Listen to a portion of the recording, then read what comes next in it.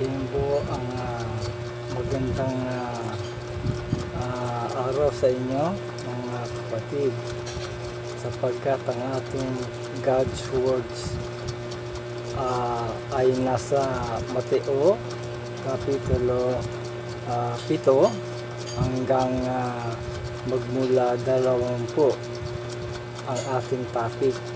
Subalit tayo magsisimula sa 17 hanggang 19 ng talata. Gayon din naman, ang bawat mabuting puno ay nabubunga ng mabuti. Datapwat ang masamang puno ay nagbubunga ng masama. 18. Hindi maaari na ang mabuting punong kahoy ay magbunga ng masama at ang masamang puno kahoy ay magbunga ng mabuti. Ito po yung tao. Ang bawat punong kahoy o tao na hindi nagbubunga ng mabuti ay pinuputol at inihahagis sa apoy. Sa 20, ito po ang ating topic.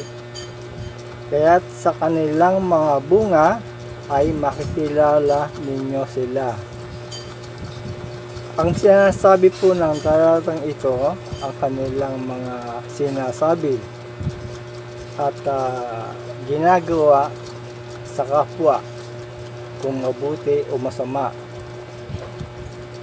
Ito ay nagsisimula lamang makikita sa kanilang pamumuhay sa pamamagitan ng labi lamang at hindi ng ginagawa, kundi sa nguso o tinatawag na agos ng paligid ng kapwa, ng kakilala, ng mahal sa buhay, sabihin natin. Subalit ang kanilang ginagawa ay hindi ayon sa kanilang sinasabi.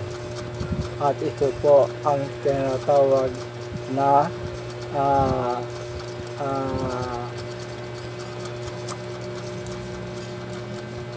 sa kanilang bunga ay makikilala ninyo sila.